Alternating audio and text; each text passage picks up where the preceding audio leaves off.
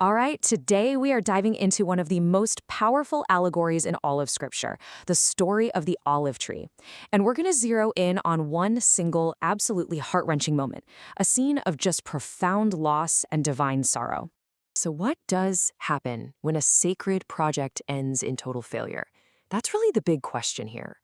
We're about to explore a vineyard where, despite immense, even divine effort, every single tree has gone bad.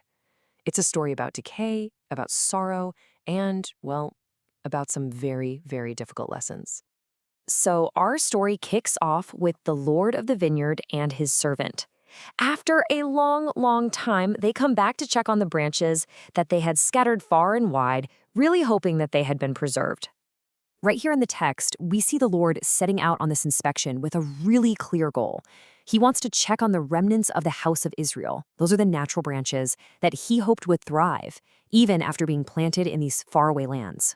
But what they find, it is just devastating. The very next verse tells us the corruption is total. It's universal.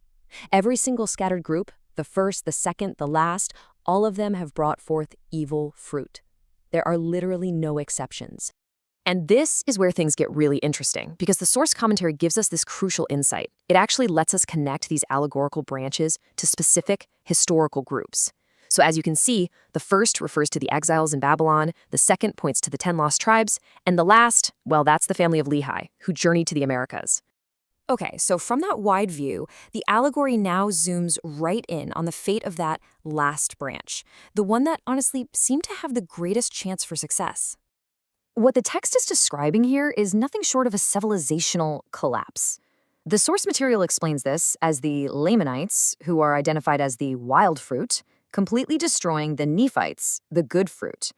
I mean, the good branch didn't just get sick, it withered away and died. And when you put it on a timeline like this, the tragedy gets put into a much broader context.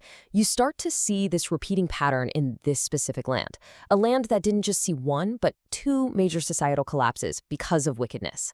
In verse 43, the Lord himself really underscores the depth of this tragedy. This wasn't a failure because of a bad environment.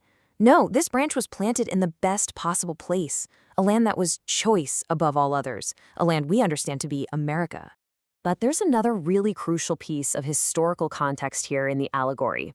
See, the story of this choice land, this special part of the vineyard, it didn't actually start with the family of Lehi. The text reveals this key detail. Before this new tree could even be planted, a previous group had to be cleared away. They were, in the words of the allegory, cumbering the ground, basically making it unusable. So who was this previous civilization? Well, the commentary identifies them as the Jaredites. They also lived in this promised land, and they were also ultimately destroyed because of their wickedness. It sets this incredibly somber and powerful precedent for anyone who would come after. And now we get to the absolute emotional heart of this entire passage. This isn't just some report about failure. It is a window right into the Lord's grief-stricken response to losing his entire vineyard. Just listen to that question. You can feel the sorrow in it. The Lord weeps. And it's not a question of him not knowing the answer. It's a question that just reveals the depths of his investment, his care, and his pain over what happened. He had done everything he possibly could. And from that sorrow comes this devastating final judgment. After centuries of planting and pruning and nourishing and scattering, the entire vineyard is now considered a total loss, only fit to be burned. The whole project has completely failed. And right here, we get this final heartbreaking analysis of why that last branch failed. It seems that in an act of either patience or mercy, the wild, bitter fruit wasn't removed. And because of that unchecked corruption was allowed to fester until it completely overwhelmed and utterly destroyed the good. So, in the end, the allegory leaves us grappling with this profound and really difficult question.